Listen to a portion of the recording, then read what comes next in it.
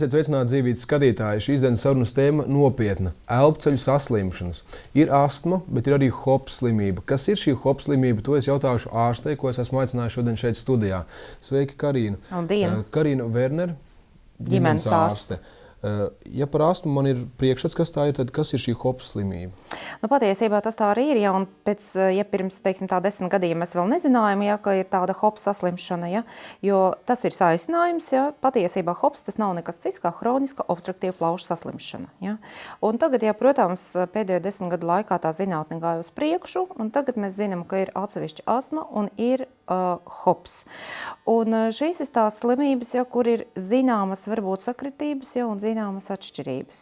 Ja ar bronhiālo astmu, ja, slimo vienādi gan bērni, gan pusauģi, gan vecie cilvēki, tad ar hronisku obstruktīvu plaušu slimību pārsvarā slimo jau cilvēki gados un pie tām smēķētāji. Tā kā tās ir slimība, kura attīstās smēķēšanas rezultatā. Ja. Un, protams, arī HOPS pašā sava sākuma posmā nedaudz atšķirās, ja, no astmas slimnieku ārstēšanai, bet slimībai progresējot, tā ārstēšana kaut kur arī sakrīt. Kas ir šīs pazīmes, kad cilvēkam būtu jāvēršās pie ārsta, vai tas ir ģimenes ārsts, ja viņam ir aizdomas, ka viņam kaut kas nav kārtībā ar elpošanu? Es domāju, ka ģimenes ārstam šā vai tā jābūt pirmām, ja, kuru vajadzētu painformēt, ka ir kaut kāds problēmas. Ja. Un pirmie simptomi, ar kuriem cilvēki griežās, visbiežāk tas ir klapus.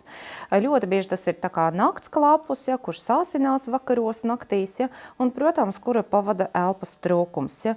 To var provocēt arī fiziskas slodzes, to var provocēt alerģiskais fons, ja, un arī daži citi faktori, un arī kādreiz medikamentu lietošana.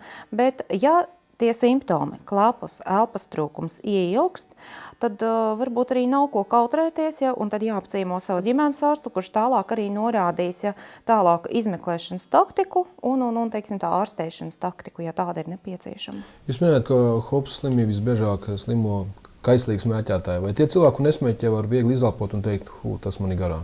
Patiesībā, kas attiecās uz to hronisku obstruktīvu plaušu slimību, noteikti, ja, bet tas neizslēdz tiem cilvēkiem, ka viņiem var būt arī astmas problēmas. Ja.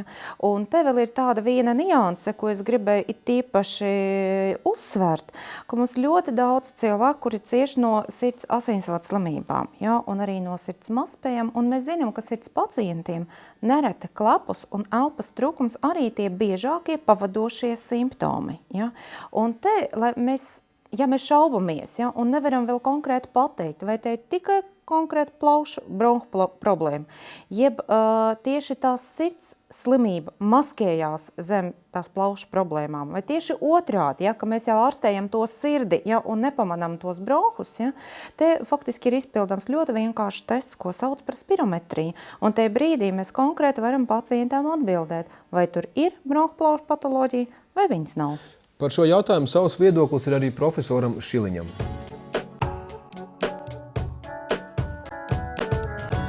Cilvēki bieži vien aiziet uz rentgenu, un rentgens ir statisks rādītājs. Patiesībā momenta, situācijas statisks rādītājs. Ko tajā bildē mēs redzam, to mēs redzam. Savukārt, otrs izmeklējums, kurš šodien beidzot patiesībā arvien plašāk ienāk mūsu dzīvē, ir spirogrāfija. Liekam trubumu te. Ar lūpām turam ciet un elpojam mierīgi. Un ar spirogrāfijas palīdzību var noteikt ļoti daudz funkcionālo situāciju rādītājs. Proti, tā ir bronhļotādes jūtība, tā ir izmaiņa pēc medikamenta, un tas ir izelpas plūsmas ātrums, ar kuru palīdzību var noteikt, vai vainīgs ir muskulis, vai tūska, kur veido šo apgrūtināto izelpu. Man ir nācies strādāt 2 gadsimtos. Un patiesībā pirms gadiem 30 astmas problēma bija ļoti, ļoti smaga. Jo mums nebija tik kvalitatīvu medikamentu. Nav šaubu, ka šodien medikamentu kvalitāte ir izmainījusi astmas gaitu ievērojami.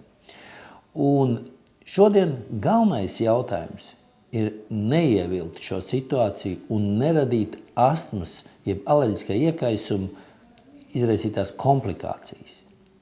Tā ir galvenā problēma. Un, ja mēs sākam šodien astmu saulaicīgi ārstēt, šis cilvēks var nodzīvot tikpat ilgu un tikpat kvalitatīvu un dažreiz garāku un kvalitatīvāku dzīvi kā jebkurš no mums. Vai astma, kāda ir tagad un kāda tā bija pirms 10 gadiem, ir būtisks atšķirības, vai tā teikt, astma ir arī attīstījusies savā formā?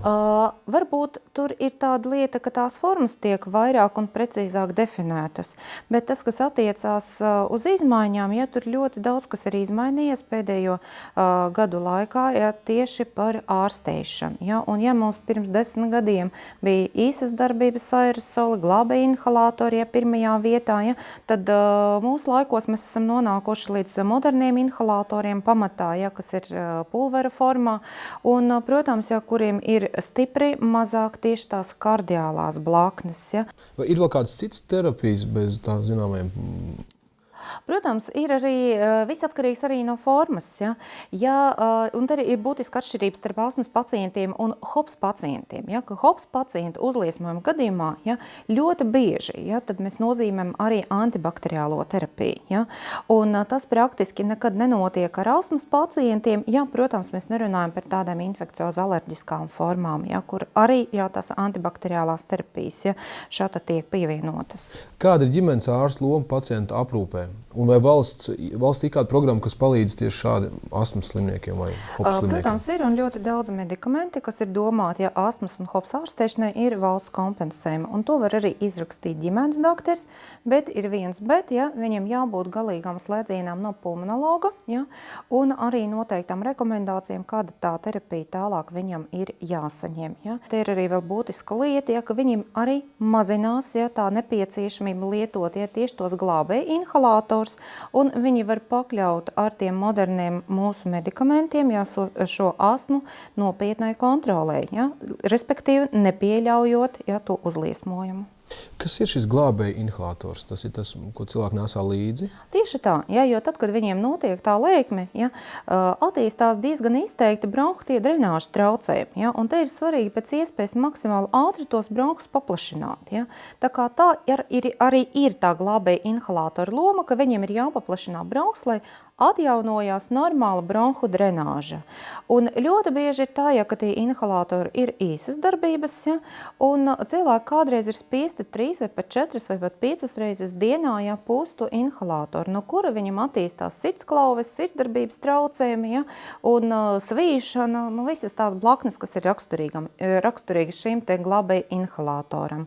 Jo, kāpēc tas attīstās? Ja, tāpēc, ka tas ir aerosola forma. Ja, un ļoti bieži cilvēki, ja viņi lieto to glābēja inhalātoru bez šīs te krājtelpas, tas aerosols pušot viņu nepareizi, viņš izgulsnēs uz mēles saknes un momentāli uzsūcās, ja, un tāpēc arī attīstās tas blaknes.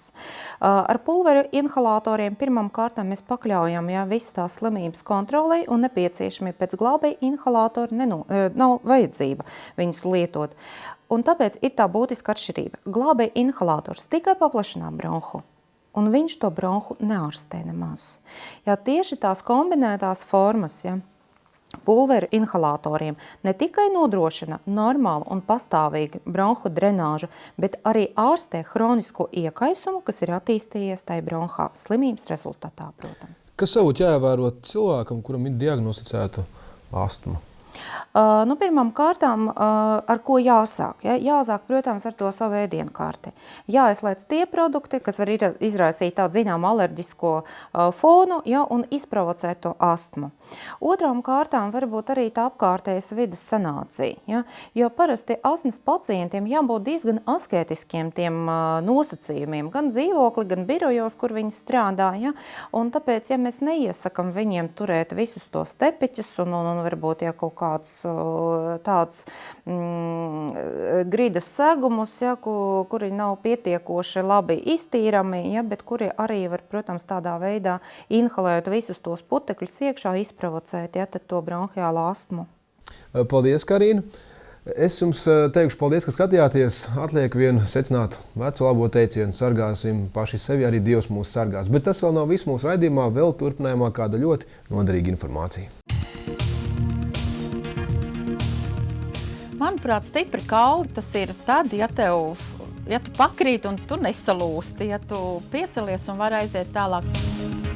jāsāk rūpēties par kauliem jau tad, kad bērns dzimst un tūlīt pēc piedzimšanas, jo cik rāda mana pieredze, tad mūsu klimatiskajos apstākļos nemaz nav tik viegli uzņemt daudz nepieciešamā kalcija, kas ir vajadzīgs cilvēkam, lai būtu stipri kauli. Ja man jautā, kā es pati to ievēroju, protams, ka nē, un es domāju, ka varbūt tas saistīts ar to, ka es nāku no laukiem un es visu mūžu pieturos pie kaut kādas tādas zināmas ēdienkārtas, kurā lauku cilvēku un manu vecmāmiņu un vectēvs jau droši vien no savas pieredzes senis ir kaut kā sabalansējuši kaut kādā veidā tos ēdienus tā, lai viņi būtu veselīgi un lai, vismaz nebūtu problēmas ar kauliem. Cilvēks jau ir tāda dīvaina būtne, ja viņu neskar personiski vai nav rādu un draugi saskārušies ar tādām lietām, tad par to interesējās visai maz, un es tiešām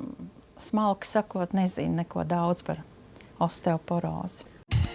Kas ir interesanti osteoporozei, kad veicot aptauju sieviešu vidū, apmēram 90% sieviešu pasaka, kad viņi zina, kas ir osteoporoze, kādas ir šīs slimības sekas, bet lielākā daļa šo sieviešu nepieļauj to, ka šī problēma varētu skart viņu personiski. Tas bieži vien kalpo arī par iemeslu, kāpēc šī diagnoze tiek atklāta vēloti, jo ne jau par velti osteoporozi mēs saucam par klusējošo slimību, jo ļoti bieži pirmā šīs slimības izpausme ir lūzums. Galvenā osteoporozes diagnostika tā ir kaulu minerālā blīvuma mērīšana ar centrālās osteodensitometrijas metodi. Šī metode ir ātra, nesāpīga un ļoti informatīva. Centrālā densitometrija būtu jāveic katrai sievietei pēc menopauzes iestāšanās, kā arī tad, ja sievietei ir aizdomas par to, kad viņai varētu būt osteoporoze. Piemēram, viņas ģimenes sievietēm ir šāda problēma bijusi, vai mātei ir bijuši atkārtot lūzumi agrā jaunībā, vai varbūt sievietei nesasniedzot menopauzes vecumu, jau ir bijuši lūzumi. Jāpievērš noteikti uzmanība tad, ja sievietei ir kādas blakus saslimšanas, kas varētu veicināt osteoporozes attīstību. Tās ir dažādas vairogdziedzera problēmas, tās ir kuņģzarņu trakta problēmas, kur ir traucētas kalcija un mikroelementu uzsūkšanās, tās varētu būt reimatiskas saslimšanas, cukura diabēts. Visu atlikušo mūžu mums ir jārūpējās par savu kaulu stiprumu. Tātad tā ir kārtīga kalcija preparātu, D-vitamīnu preparātu lietošana. Tās ir fiziskās aktivitātes, kas stiprina muskulatūru un saites, nostiprina, kas līdz ar to mazina kritiena risku, līdz ar to arī mazinās lūzuma risks. Protams, jāņem vērā, kad mēs dzīvojam tādā klimatiskā zonā, kurā, piemēram, D-vitamīnu uzņemšana mums ir ļoti apgrūtināta, jo D-vitamīns ir tas vitamīns, kuru mūsu organisms neuzņem ar uzturu. D-vitamīns normā mums veidojās ādā, saules ietekmē. Kalcija uzņemšana mums pirmām kārtām ir ar uzturu. Tie ir piena produkti, tie ir daudz dārzeņu un zaļumi, kas satura kalciju. Ļoti būtisks osteoporozes procesā ir arī vitamīns K2. Osteoporoze vienmēr ir bijusi pietiekami liela problēma mūsu pacientiem. Patiesībā dabīgu līdzekļu pret osteoporozi ir tomēr maz. Pirmkārt, pacienti vēršās pie mums ar jautājumu, ko darīt, lai nesāktos osteoporoze, lai mazinātu kaulu lūzuma risku. Pirmais, kas gan mums, gan pacientiem ienāk prātā, ka šādos gadījumos jāsāk lietot ir kalcija preparāti. Viss būtu ļoti skaisti un pareizi, bet ir pierādīts, ka kalcijas organismā var būt arī krietni par daudz, kurš savukārt var izgūstnēties asinsvados, asinsvadi var kļūt daudz trauslāki. Tātad kalcijs it kā var pat nodarīt vairāk sliktu nekā labu gadījumos, ja tā ir par daudz. Savukārt Japānas zinātnieki ir atklājuši, ka tieši vitamīns K2 ir tas, kas nodrošinās, lai kalcijs jūsu organismā aiziet tur, kur tas ir nepieciešams. Pirmām kārtām kaulaudos. Šāds dabīgais preparāts ar vitamīnu K2 ir pieejams arī pie mums. Osteokomplekss K2, kura sastāvā ir kalcijs, vitamīns D3 un vitamīns K2. Osteoporozes terapijā ir ļoti svarīgi saulēcīgi sākt šo ārstēšanu. Ja? Tātad, lai sāktu saulēcīgu ārstēšanu, ir nepieciešama saulēcīga slimības diagnostika. Protams, ja ārsts diagnosticē osteoporozi jau izteiktā formā, tad galvenā ārstēšana būs osteoporozes medikamenti, bet tomēr jāsaka, ka ar to ir par maz, lai mēs par visiem 100% veiksmīgi veiktu šo ārstēšanu. Ļoti būtiski ir taisni šī kalcija, D vitamīna pareiza uzņemšana. Un pētījumi attiecībā uz kaulu vielu maiņu turpinās vēl joprojām, un pēdējo gadu pētījumi taisni pierāda K2 vitamīnu nozīmi. Ja? Un ir pierādīts, ka K2 vitamīns sadarbojoties kopā ar D vitamīnu veids taisni šo te pozitīvo ietekmi uz kaulu. Ja mēs tā konkrētāk skatāmies, ko tad izdara, teiksim, K2 vitamīns, ja? Tad K2 vitamīns veicina kaulu veidojošo šūnu, jeb osteoblastu darbību un veicina šo te K2 vitamīnu atkarīgo osteokalcīnu sintēzi šajās šūnās. Un osteokalcīns, tas ir kā tāda matrica kaulā, kas piesaista kalcija ionus, kā tādus klucīšus, lai veidotos stiprs kauls. Un otra tāda ietekme šim K2 vitamīnam ir bloķēt osteoklastu, jeb kaulu noārdošo šūnu darbību. Līdz ar to kauls tik ātri nenoārdās, bet pastiprinās jauna kaulu veidošanās. Osteokomplekss K2 ir ieteicams tātad sievietēm pirms menopauzes periodā, gan arī visu menopauzes periodu, gan pēc tā, kā arī pusauģiem, kuriem ir strauji augošs organisms un palielināts risks kaulu lūzumiem, sportistiem pie lielām slodzēm un aktivitātēm. Pamatos ir saulaicīga un precīza osteoporozes diagnostika. Un arī tas vēl nav viss. Turpinam skatīties.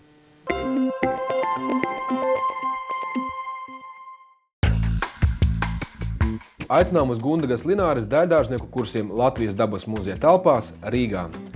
15 nodarbību laikā varēsiet apgūt zināšanas par ārtelpas teritorijas plānošanu, lielu un mazu, jaunu dārzu veidošanu, kā arī vecu dārzu atjaunošanu. Iemācīties, kā veidot ainavisku apkārtni, saskatīt un veidot skatu līnijas savā teritorijā. Protams, neaizmirstot tik būtiskās atpūtas, ūdens un uguns vietas.